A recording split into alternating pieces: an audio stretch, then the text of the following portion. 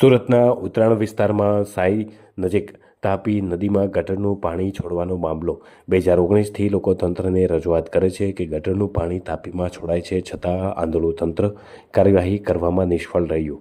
ગેરકાયદેસર કનેક્શન માધ્યમથી ગટરનું પાણી સીધું તાપી નદીમાં છોડવામાં આવે છે.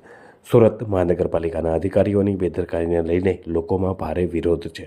મોટી સંખ્યામાં સાઈના લોકોએ રસ્તા પર ઉતરી અને સૂત્રોચ્ચાર કરી અને આ મામલે વિરોધ નોંધાવ્યો. લોકોએ કહ્યું કે અહીંયા રહેવું પણ મુશ્કેલ બન્યું છે.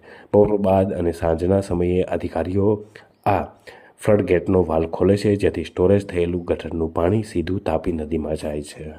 મારું નામ શાંતાબેન રવિભાઈ રાબડિયા. શું તકલીફ છે? સાઈ હાઈટમાં રહીએ છીએ. અહીંયા જે ગટર તમે 5-6 વર્ષ પહેલાં બનાવી છે એને પાણી નિકાલ માટે બનાવી હતી. અત્યારે બધી રેસિડેન્ટ ગટર અંદર ભેળવી દીધી છે અને એની તીવ્ર દુર્ગંધ આવે છે. તો એનો કંઈક સોલ્યુશન લાવો. તમારે એટલું નથી નવરાઈ મળતી. અમારે ક્યાં સુધી આ બધું સહન કરવાનું રહે? એટલે એ વહેલી તકે આનું નિકાલ લાવી દો. કેવી તકલીફો પડે અહીંયા? કેટલી તકલીફો પડે છે? તકલીફ એટલી દુર્ગંધ આવે છે કે આ બાજુ હલાતું નથી, એટલી દુર્ગંધ આવે છે. એમાંય તે બપોર પછીની દુર્ગંધ તો બહુ સખત આવે છે. અધિકારીને શું કહેશો? હા, અધિકારીને શું કહેશો? હા, એને જગાડવાના છે. જો ઊંઘી ગયા હોય તો વહેલી તકે જાગો, નકર વોટ ઉઘરાવા આવશો ને તઈ તમને જગાડશું. મારું નામ રમેશભાઈ ઠુમર છે.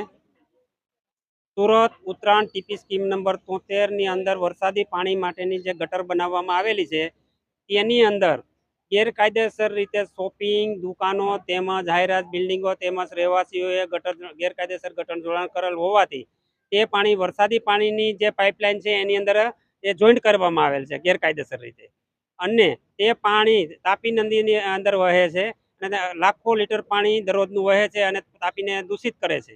અને એ પાઇપલાઇનની અંદર ફ્લડ ગેટ બનાવવામાં આવેલ છે વરસાદ પાણીના. એની અંદરથી તીવ્ર દુર્ગંધ આવે છે અને આસપાસના વિસ્તારોને બહુ તકલીફ પડે છે.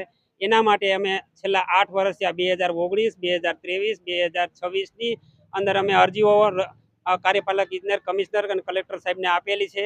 તેમ છતાં અત્યાર સુધીમાં કોઈ પણ જાતનો આનો ઉકેલ લેવામાં આવેલો નથી.